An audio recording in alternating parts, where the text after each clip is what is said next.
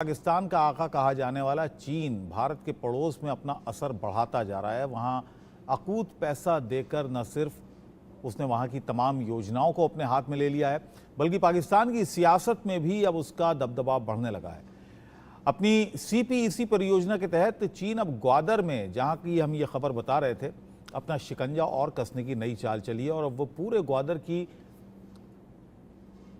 बाड़ेबंदी करने पर तुला हुआ है। हालांकि चीन इस बाड़ेबंदी को ये दिखाने की कोशिश कर रहा है कि बाड़ेबंदी आतंकी हमलों से बचने के लिए है, लेकिन ड्रैगन की इस हरकत से स्थानीय बलूचों में आक्रोश है। बलूच राजनेता, कार्यकर्ता और मानवाधिकार संगठन समेत आम लोग बाड़बंदी के खिलाफ हैं। बलूचों का कहना है कि सुरक्षा के नाम पर खुले समंदर में मछली पकड़ने के अधिकार से रोकना, हर किलोमीटर की यात्रा के बाद लोगों से पूछताछ करना कि वो कहाँ से आ रहे हैं, कहाँ जा रहे हैं, ये सुरक्षा नहीं बल्कि सुरक्षा के नाम पर अपमान है। बलूच कार्यकर्ताओं का कहना है कि कम्युनिस्ट विस्तारवादी चीन अब बलूचों को अपनी जकड़ में लेना चाहता है, लेकिन बलूच अपने हक के लिए लड़ते रहेंगे। तो ग्वादर पोर्ट का ही हम जिक्र कर रहे थे। ग्वादर पोर्ट में जहां पर ये आतंकी हमला हुआ है, फिश हार्बर, 7 यहाँ मजदूरों की मौत हो गई है। मेजर जनरल अनुज माथुर। अनुज जी, ये जो ग्वादर की हम जिक्र कर रहे थे, ग्वादर पर ही हम रिपोर्ट दिखाने वाले थे, इस बीच ये खबर आई कि ग्वादर में जो फिश हार्बर है वहाँ पर यह हमला होता है, आतंकी हमला, और वहाँ पर चीन जिस तरह से दबदबा पूरे पाकिस्तान में बढ़ रहा है चाइना का, वो किस तरह के संकेत दे रहा है? देखिए अबुल जी, मैं आपको एक बात बताऊं कि जो चीन का काम करने का तरीका है वो बिल्कुल साफ है। चाइना का ग्वादर के ऊपर पूरी तरह कंट्रोल करने का जो उनकी मंशा है, उसकी वजह है वो स्ट्रिंग ऑफ पर्ल्स की जो पॉलिसी चाइना की है, और वो उस पॉलिसी के तहत वो भारत हिंद महासागर में एक ऐसी चेन बना रहा है जिससे कि भारत को उसमें घेरा जा सके। आप देखिए, मैं एक बहुत पुरानी कहावत चीज को कोट करूंगा। एक एटी महान नामक बहुत बड़े नेवल थिंकर थे। उन्होंने एक बात कही थी कि the Indian Ocean is key to 7 seas and anyone who controls Indian Ocean will control the world. और ये बिल्कुल सही बात है। और भारतवर्ष अपनी ज्योग्राफिक लोकेशन की वजह से हिंद महासागर को पूरी तरह से डोमिनेट करने के लिए में सक्षम है। तो अब उसका तोड़, अब चाइना का भी जो 95% एनर्जी ट्रांसफर है वो हिंद महासागर से हो रहा है। तो जो हिंद महासागर में कंट्रोल करेगा, उसकी वजह से उन्होंने, चाहे वो भमबंतोता हो, चाहे वो जिबूती हो, चाहे वो ग्वादर हो, चाइना ने चारों तरफ से हिंद महासागर में एक स्ट्रिंग ऑफ पर्ल्स क्रिएट किया है ताकि वो भारतवर्ष के प्रभाव को कम करते हुए अपने ट्रेड इंटरेस्ट को हिंद महासागर में चालू कर जारी रख। टीपी त्यागी जी, मैं पढ़ रहा था ग्वादर के बारे में, तब जी मैं आऊंगा आपके पास अनुज जी। टीपी त्यागी जी, ग्वादर एक किसी जमाने में ग्वादर की कोई अहमियत थी नहीं, एक छोटा सा पोर्ट था जहां पर मछली पकड़ने के साजो सामान के साथ मछुआरे आते थे, मछली पकड़ते थे। इतनी ज्यादा अहमियत कैसे हो गई? क्या वजह है कि इतना रणनीतिक रूप से इतना ये इंपॉर्टेंट पोर्ट बन गया? देखिए, एक तो ये चाइना को रास्ता देता है इंडियन ओशन से कनेक्ट करने का, वरना इधर तो उसके पास कोई रास्ता ही नहीं था। तो वो छोटी सी जगह थी मगर चाइना के लिए इम्पोर्टेंट। अब ये तो इम्पोर्टेंस, दूसरी इम्पोर्टेंस जो अभी मेजर जनरल साहब ने बताई कि ये वो जो स्ट्रिंग ऑफ पर्ल्स है, उसमें स्ट्रिंग में एक पर्ल ये ग्वादर, लेकिन अब जो उसने वहां फेंसिंग लगानी शुरू की है, वो फेंसिंग को कहता तो ये है कि हम ये फेंसिंग इसलिए लगा रहे हैं ताकि आतंकी हमले ना हो सके, ताकि ड्रग स्मगलिंग ना हो सके। लेकिन बलूचों का ये कहना है कि ये फेंसिंग लगा के हमें ओपन सी के अंदर मछली पकड़ने जाने से रोकते हैं। जगह जगह इन्होंने कैमरे लगा दिए हैं, थोड़ी थोड़ी दूर पे हमारी शिनाख्त होती है, हमसे पूछा जाता है आप कौन हो, कहाँ जा रहे हो। फिर फाइनली उन्होंने एक जवाब दे दिया जो 100 सुनार की और 1 लोहार की। ये कह दिया कि 1 लाख लोगों को पिंजड़े में बंद करके आपका निवेश सुरक्षित नहीं रह सकता। और जी। ये बात सच भी है। इस मामले के अंदर पाकिस्तान उनकी मदद कर रहा है। नहीं भूलना चाहिए कि फोर्स से, ताकत से आप किसी को कंट्रोल नहीं कर सकते। बांग्लादेश में तो बड़े डोसाइल लोग थे, उनको भी कंट्रोल नहीं कर पाए।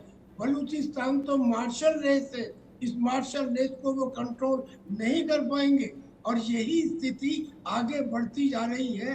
आज सारे बलूच उनके खिलाफ है, लेकिन इसके पीछे जो चीज दिखती है और मगर होती कुछ और है। होती क्या है कि चाइना ये बता के कि बार बार हमले हो रहे हैं, लिहाजा मैं पाकिस्तान की फौज के ऊपर यकीन नहीं करता कि वो इन हमलों को रोक पाएंगे। मैं अपनी खुद सुरक्षा की व्यवस्था करूंगा, यानी चाइनीज सोल्जर्स को लाऊंगा, यानी कि इसको मिलिट्री बेस बनाऊंगा, यानी कि पाकिस्तान के ऊपर एक मिलिट्री कंट्रोल या शिकंजा चाइना इवेंचुअली कर देगा। और वो इसलिए कर देगा कि बलूचिस्तान से वो लगातार सोने की खदानों से और निकाल रहा है। और तो और अब तो उसने बलूचिस्तान की लड़कियों से शादी करने के लिए भी अपने लोगों को तैयार करने लगा है। लिहाजा ये चाइना की, अच्छा चाइना की ये नीति यही थोड़ी है था। आप ये देखिए, उसने कहा अरुणाचल प्रदेश जी। के जो जितनी जगह है उनके नाम बदल देंगे, शेषगांव वैली में हम सड़क बना देंगे, तिब्बत के अंदर हर घर से एक आदमी को पीएलए में शामिल होना होगा, तिब्बत के अंदर जितने स्कूल हैं उनमें चीनी लैंग्वेज पढ़नी आवश्यक होगी। इसे ही तो सलामी स्लाइसिंग कहते हैं, यानी कि आहिस्ता आहिस्ता, चाहे एलएसी हो जहाँ पे वो गांव बना रहा है, कह तो ये रहा है कि मैं बॉर्डर एरिया में अपने लोगों को सुविधाएं दे रहा हूँ, पर असलियत ये है कि हर गांव के अंदर एक रडार इंस्टॉलेशन है, सर्विलांस इंस्टॉलेशन है, और एक जी। इतना बड़ा ग्राउंड और लेकिन लोग तो भड़के हुए हैं ना वहां पे, पूरी एक लोग बटालियन आ जाए। लोग वहां पर भड़के हुए हैं। जिस तरह की कवायद वहां पर चाइना की तरफ से चल रही है, बाड़ेबंदी वहां पर है, तो स्थानीय जो लोग हैं, जो ग्वादर जो गांव है, जो कस्बा है, वहां के लोग और आसपास के लोग काफी भड़के हुए हैं। आम मछुआरों को बड़ी परेशानी हो रही है। हर किलोमीटर पे बाड़ेबंदी है। जब भी वहां से कोई गुजरता है, कोई नाव गुजरती है, तो वहां पर पहले उसका नाम पता पूछा जाता है, कहां से आए हो, कहां जा रहे हो। तो इससे बड़ा असंतोष इलाके में फैल रहा है। और बाड़ेबंदी के नाम पर क्या है, ये अभी आपने देखा कि किस तरह से आतंकी घटना वहां पर हो गई। अंधाधुंध गोलियां चला के कोई आया और 7 लोगों को मारकर चला गया। अनुज जी। जी देखिए, जो मैं आपको बता रहा था, इसको दो तरीके से हमें देखने की जरूरत है। आप देखें, ग्वादार जो है वो चाइना पाकिस्तान इकोनॉमिक कॉरिडोर का एक बहुत महत्वपूर्ण, या कि मैं यूं कहूं कि सबसे महत्वपूर्ण हिस्सा जो है वो ग्वादार है। क्योंकि अगर चाइना ये चाहता है कि जो उसके जो ट्रेड है उस सीपीईसी से चाइना में जो गोल्डन सिल्क रूट है उससे जोड़ा जाए, उसके लिए ग्वादार का होना बहुत ज्यादा जरूरी है। तो ये बात उसकी निश्चित है कि जो बाड़ेबंदी कर रहा है चाइना, वो बाड़ेबंदी किसी 4 लोगों की हत्या से या कुछ एक आतंकवादी हमले से कोई लेना देना नहीं है। वो वहां पर अपनी स्थिति को सुदृढ़ कर रहा है, और हम्बन टोटा की तरह वहां पर एक बहुत बड़ा मिलिट्री बेस वो आप देखिएगा आने वाले टाइम में वहां पर आपको देखने को मिलेगा। और ये जो चीज कर रहा है चाइना, वो बिल्कुल साफ इसलिए कर रहा है कि उसको इवेंचुअली ग्वादार पोर्ट के ऊपर पूरा कंट्रोल चाइना का होगा। चाइना का जो काम करने का तरीका है अबुल, वो काम करने का तरीका यही है कि वो पहले सहायता करने का ढोंग करता है, I would put it that way, और उसके बाद उनको वहां पर पैसा इन्वेस्ट करता है, और उसके बाद उनको दबाता है ताकि उस जगह को वो कब्जे में ले सके।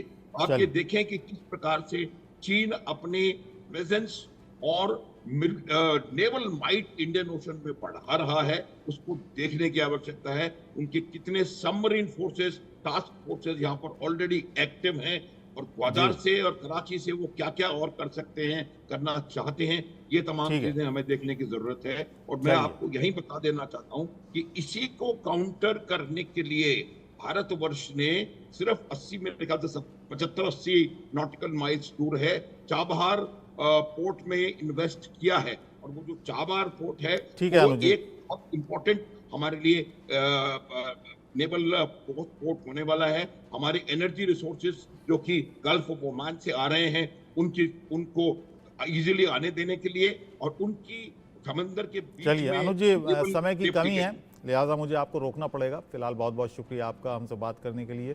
टीपी त्यागी साहब, आपका भी बहुत बहुत धन्यवाद। तो 200 साल तक हालांकि ओमान का शासन यहाँ पर रहा है और 1958 में पाकिस्तान ने ग्वादर पोर्ट को, जो एक छोटा सा गांव हुआ करता था, मछुआरों का ये गांव हुआ करता था, उसको ओमान से ख़रीदा था। और अब ये इतना एक महत्वपूर्ण स्ट्रेटेजिक पॉइंट बन गया है जिस पर चीन की नज़र है और चीन का लगभग कब्ज़ा यहाँ पर हो चुका है।